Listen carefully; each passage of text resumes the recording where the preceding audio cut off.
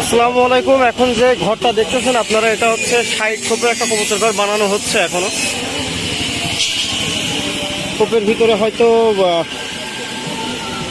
1 fit করে জায়গা আছে। খোপের ভিতরে কি 1 ফিট করে জায়গা? 1 ফিট করে জায়গা আছে। 16,000 টাকা, তাইলে 266 টাকা করে পার খোপ পড়তেছে। অবশ্যই ঘরটা খুব সুন্দর হয়েছে, কিন্তু 266 টাকা করে একটা খোপ পড়লো ঘর। আপনারা অবশ্যই কমেন্টে জানাবেন আসলে এই ঘরটা লাভ হলো না লস হইলো।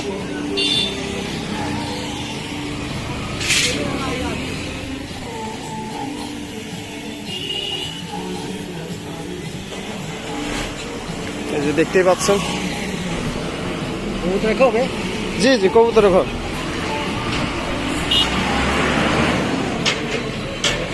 আনুমানিক কত মন ওজন হইতে পারে?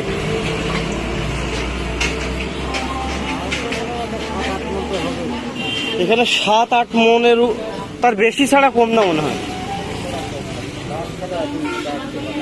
না 7-8 মন না, এখানে কিছু না 10-12 মন হয়ে যাবে। এখানে কাঠ কতটুকু থাকতে পারে? 10 মন? বেশি? 12 মন মতো। খরচ কত পড়ছে?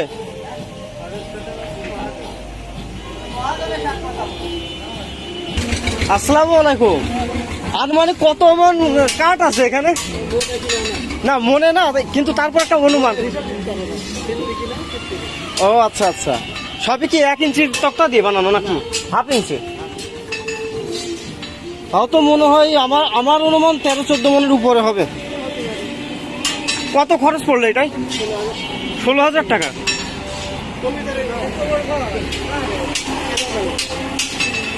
এই সামনে কি প্লাস্টিকের নেট যাবে নাকি স্টিলের?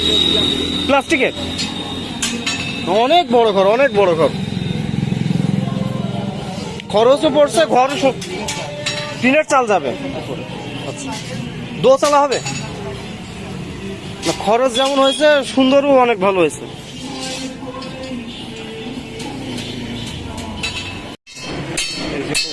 হাইট দেখি কতটুকু হইতে পারে? হাইট 6 ফিটের বেশি না? 6 ফিট। একটা মানুষের সমান উচ্চতা।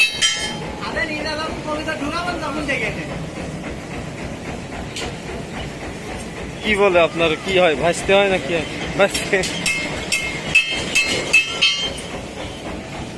আচ্ছা, এর ভিতরে হাত দিয়ে দেখেন তো কতখানি জায়গা খোপের ভিতরে?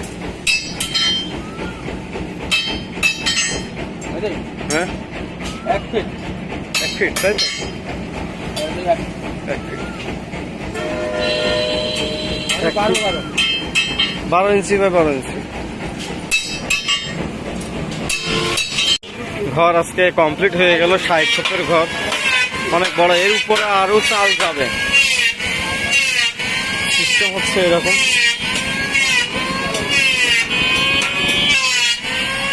নিচের দিকে আছে, নিচের দিকে নিচের দিকে নিচের দিকে নিচের দিকে।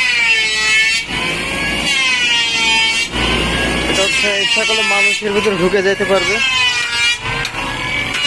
আর কবুতর ঘর বন্ধ রেখে কবুতরের জন্য, হ্যাঁ ওইটা খুলে দেন।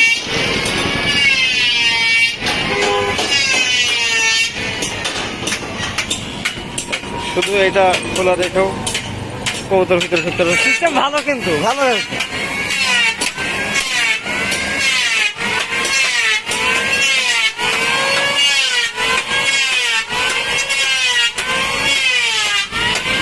এই পাশে এরকম পাল্লা সিস্টেম।